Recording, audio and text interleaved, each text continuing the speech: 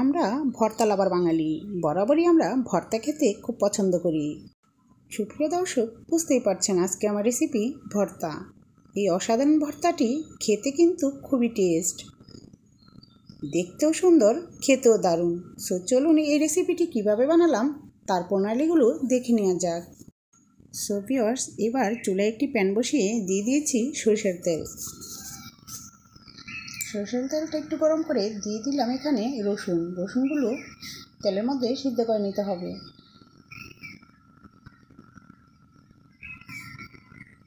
চুলাটাকে লো হিটে রেখেই সিদ্ধ করে নিচ্ছি। এবার দিয়ে দিচ্ছি শুকনো মরিচগুলো সামান্য একটু ভেজে নিচ্ছি।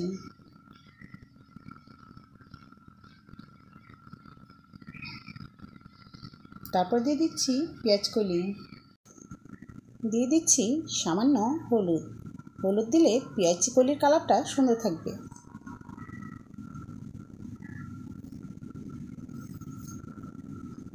দিয়ে দিচ্ছি সামান্য লবণ আর হলুদের কারণে কালারটা কিন্তু সুন্দর থাকবে, সবুজ থাকবে। এবার দিয়ে দিলাম কিছু টমেটো,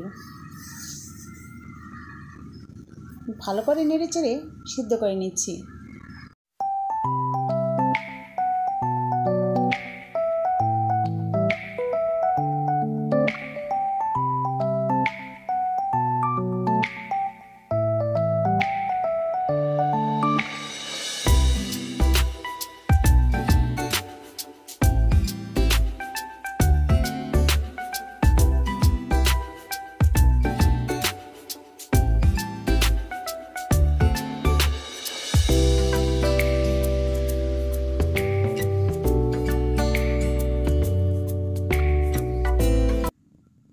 টমেটোগুলো সিদ্ধ হয়ে গিয়েছে। এবার দিয়ে দিচ্ছি ধনেপাতা, দিয়ে দিলাম কিছু কাঁচামরিচ।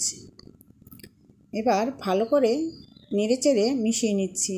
আর কাঁচামরিচ ইচ্ছে করলে আপনি তেলের মধ্যেও ভেজে নিতে পারেন, সেক্ষেত্রে কিন্তু ছিটে শরীরের মধ্যে লাগার সম্ভাবনা থাকে।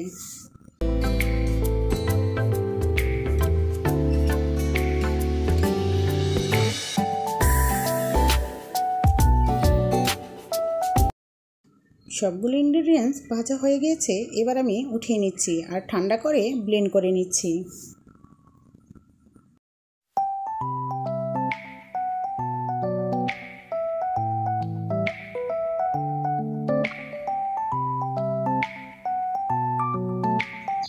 এবার চুলায় প্যান বসিয়ে আবার দিয়ে দিচ্ছি সরিষার তেলের মধ্যে শুকনো মরিচের ফোড়ন দিয়ে দিচ্ছি সরিষা, আর দিয়ে দিচ্ছি কালো জিরা। এবার এগুলো ভাজা হওয়ার পর দিয়ে দিচ্ছি পেঁয়াজ কুচিটা একটু সময় নিয়ে ভেজে নিতে হবে। পেঁয়াজ কুচিটা ভাজা হলে কিন্তু তেলগুলো উপরে চলে আসবে।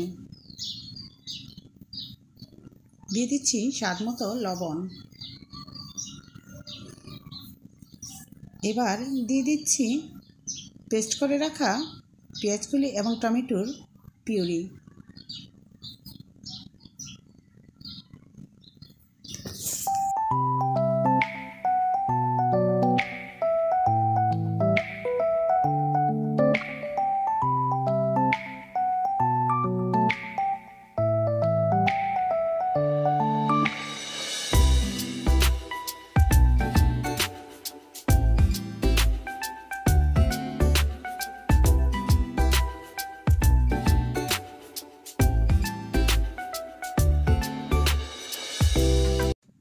সো ভিউয়ার্স, হয়ে গেল আমার দারুণ স্বাদের ভর্তা রেসিপি।